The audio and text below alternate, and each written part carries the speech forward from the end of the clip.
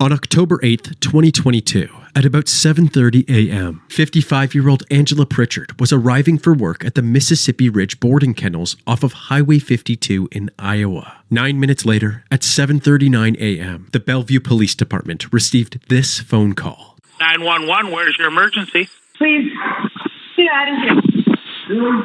I have customers coming in. Please. 911. Please get out of here. Okay, where are you at? Correct. Ma'am, where are you at? The phone call suddenly disconnects. Fortunately, an officer just so happens to be nearby, so he heads straight to the kennels. The property has 3 buildings, a house at the north end, a house at the south end, and the kennels right between them. Aware that there might be an active shooter inside the kennels, the officer decides to park behind the south end house so the shooter isn't alerted by his presence. Law Center 21. 21, go ahead. I'm approaching the kennel now. I do see one vehicle out front, one vehicle. As he walks up to the kennels, he can hear a choir of barking dogs. I don't like this. The officer momentarily retreats, hesitant to enter without backup. How far out is my assistant? But realizing there's no time to lose, he finds the courage to enter the building. Hello? Angie? Angie? As he calls Angela's name, another officer arrives at the scene. I don't know what we got here, but he said possible shots fired. Law Center 21, we are going to enter the building. The officer inches his way down the hall, gun in hand, and at this moment, a pool of blood enters his sight. In the bathing area of the building, Angela was lying face down, unresponsive. They flipped her body over, and a large close-range shotgun wound to her chest was revealed. What could have led up to such a barbaric attack? And more importantly, who was responsible? 911. Please get out of here. Okay, where are you at? Correct. Chris Pritchard has been described as a genuine and kind man, someone who is fun to be around but works very hard for his family. Chris and Angela met in 2017 and dated for 2 years before moving into a Bellevue home together. They got married soon after, in March of 2019, and the couple's relationship flourished, but only for 8 months. Out of nowhere, Chris got fired for stealing $36,000 worth of supplies from the company he worked for. To make matters worse, he was charged with first-degree theft, a felony that can result in a $13,000 fine and 10 years in prison. Chris posted bail, and while awaiting his trial, he became overwhelmed with stress. Over the months, he began drinking more and more and refused to search for another job. But just when he seemed to be at rock bottom, Chris had a sudden boost of motivation and energy. He began working several odd jobs and frequently helped Angela at the kennels. But in the summer of 2021, Angela discovered the source of Chris's newfound energy. He was using heavy stimulants. Then, on April 18th, 2022, Angela told her family that Chris had become physically abusive. Her son immediately called the police, and officers were dispatched to the couple's residence to assess the situation. Angela's sister Wendy was there for support as officers tried to figure out what exactly happened. He hit me, and then I came in the house. He's very, very, very messed up. Yeah. We've seen him change right in front of our eyes, haven't we? The officers then headed into the garage to confront the man himself. State of Iowa law requires that somebody goes to jail on physical domestic. I can't believe I'm going to jail. Well, she got a mark on her face. Chris reluctantly cooperated as the officers handcuffed him and escorted him to the back of a police cruiser. He was then brought down to the Jackson County Jail. Now that he was out of the house, Angela took one of the officers into the garage and showed him a hidden tracking device she had found on her vehicle. Heading back inside the house, she pointed out several hidden cameras that Chris had installed. You have no idea what I go through every single day with him. No idea. It's been getting worse, and it's been getting worse. I don't want him anywhere near me. It seemed that Chris was not only abusive, but was tracking Angela's every move. The officers had her fill out a form for a no-contact order. So he can't come back here. No.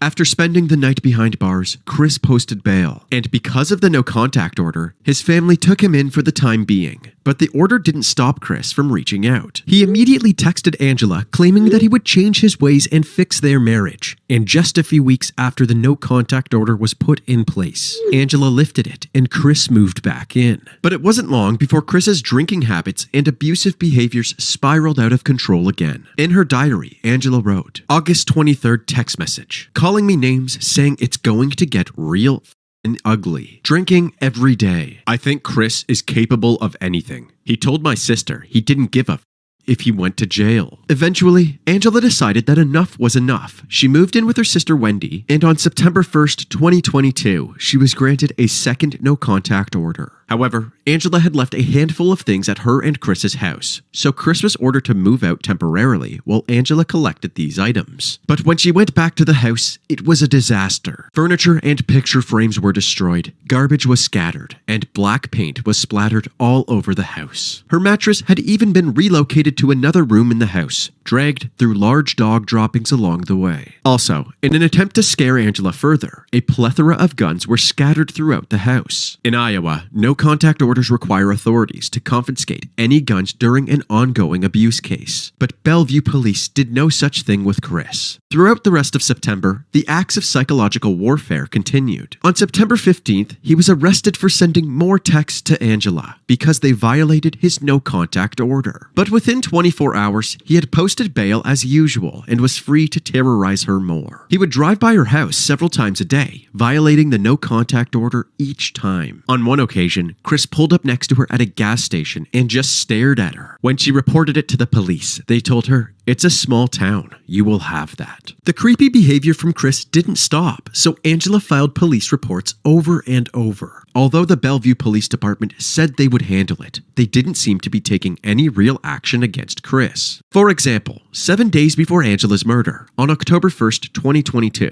an officer responded to one of her reports. He tried to put her mind at ease, telling her that he would have a chat with Chris and the situation would be sorted out. My job is to protect you at all costs.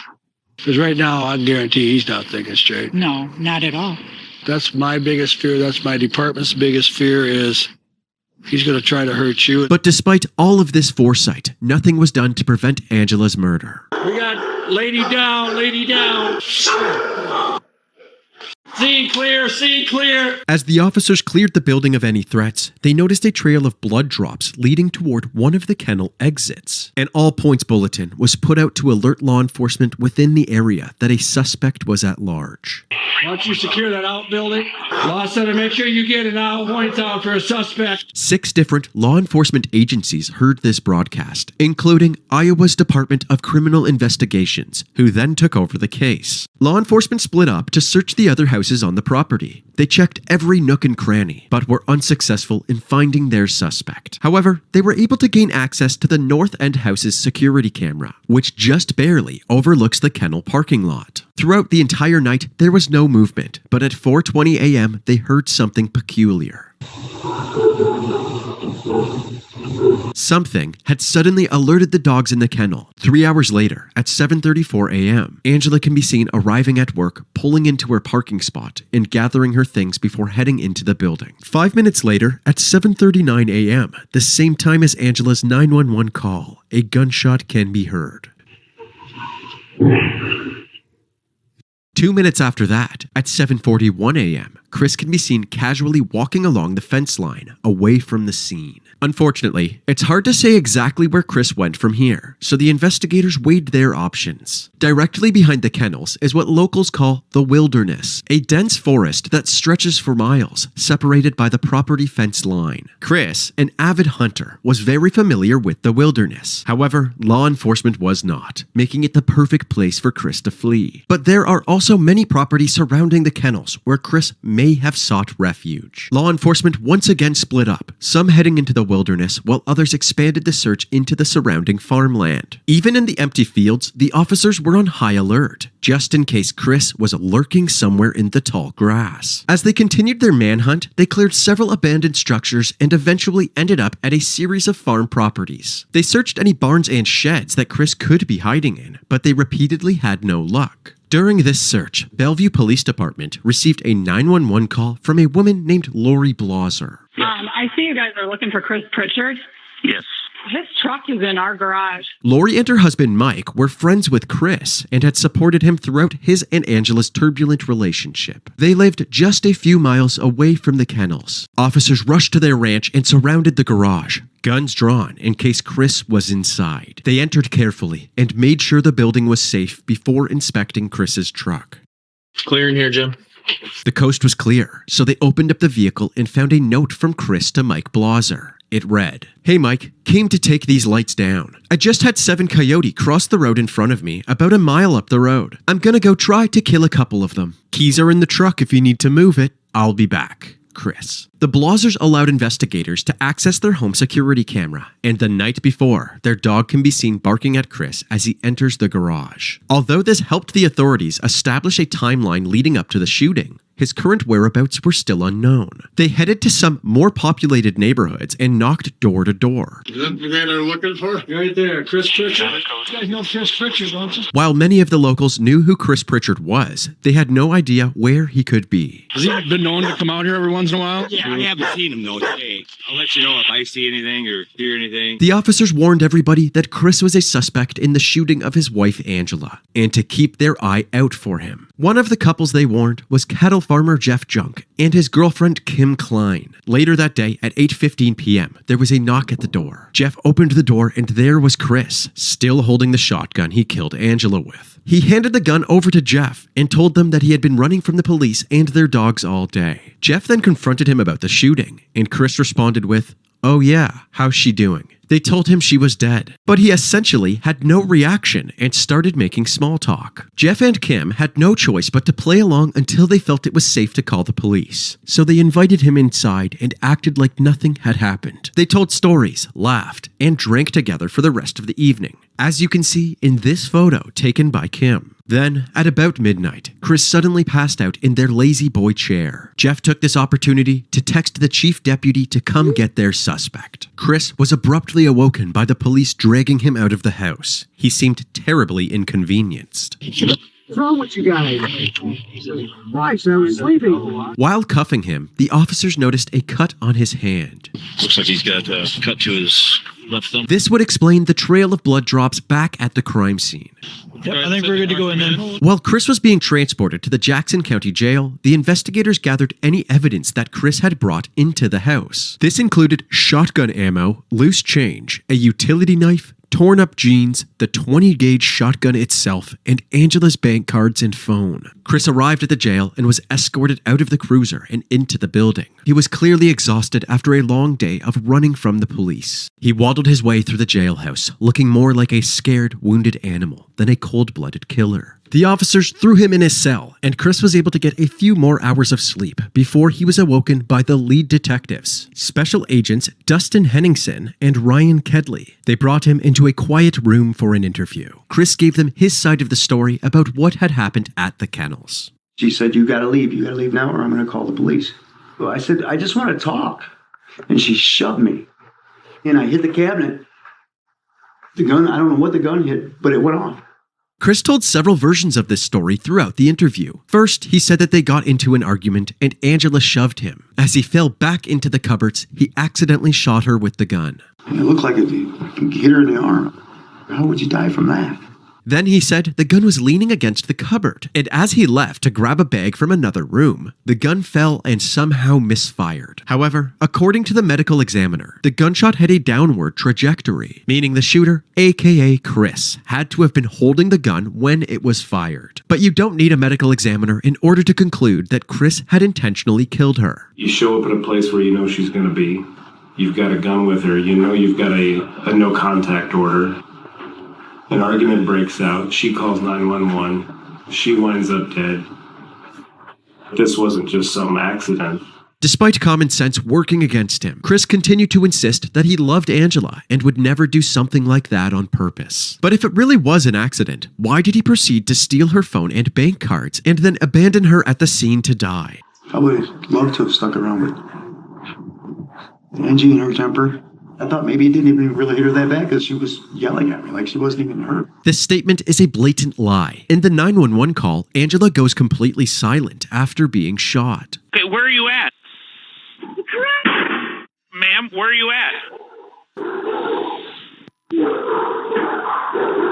And this call begs another question. Why would he say you directly after she was shot? The detectives asked Chris why he was at the kennels in the first place. He admitted that he was upset about the no contact order and went there to confront her about it. She wanted to drag me through the mud and make me a monster. Chris refused to give a full confession, but thankfully for the detectives, he did admit to shooting Angela one way or another, fleeing the scene, and also provided them with a crystal clear motive: anger regarding the no contact order. The detectives had everything they needed, so they wrapped up the interview and Chris was charged with the first-degree murder and robbery of Angela Pritchard. On new information tonight, a man out of Bellevue has been charged with first-degree murder in the death of his wife after admitting to law enforcement he shot her and later left the scene. At his arraignment, Chris pled not guilty to his charges. His bail was set at $1 million, an amount he could not pay. On February 7th, 2024, his trial began. The prosecution laid out the timeline of events leading up to the shooting. It just so happens that on October 7th, the day before the shooting, Angela's second no-contact order against Chris became permanent. The prosecution suggested that this caused him to snap, and he devised a plan for revenge, taking several steps to cover his tracks. The white pickup truck the investigators found in the Blazer's garage wasn't actually his. He borrowed it from a friend so that he didn't have to take his own vehicle. He stowed the truck in the Blazer's garage, and after spending some time in there doing who knows what, he trekked in the middle of the night through the wilderness all the way to the kennels, where he snuck into the building and laid in wait. When Angela arrived for work, he confronted her. Please, get out of here. I have customers coming in. And in a fit of rage, he shot her in the chest. He then stole her belongings and fled the scene. Despite the mountain of evidence against Chris, his defense claimed that the investigators had rushed to prosecute him. They believed that there was zero conclusive evidence pointing to Angela being killed intentionally. The trial lasted for 4 days, and after jury deliberations, they came back with a verdict. Chris Pritchard was found guilty for the murder of his wife, Angela. Watching from the gallery, her family was overwhelmed with emotions. On March 22, 2024, during Chris's sentencing hearing, Angela's sister Wendy gave an impact statement. She said, "No words can fill the void we all have in our lives now, but knowing Angie got the justice she deserves will help." Angela's father also gave a statement in which he spoke directly to Chris, calling him a dog and a coward. Following the family's impact statements, Chris was also given an opportunity to speak. He told the court, "I want to tell the family how sorry I am. I did not go there to hurt Angie that morning. I am so sorry this happened, and I really wish it wouldn't have." Chris was sentenced to life in prison without the possibility of parole. Although Chris was now locked up for good, he wasn't the only one that Angela's family wanted to hold accountable. In April of 2024, they filed a lawsuit against the Bellevue Police Chief Dennis Schroeder, Officers Ryan Cloft, and Shelby Mutzel, and the city of Bellevue itself. According to the lawsuit, when Chris repeatedly violated Angela's no-contact order, the police did not enforce this order despite knowing that Angela was in danger.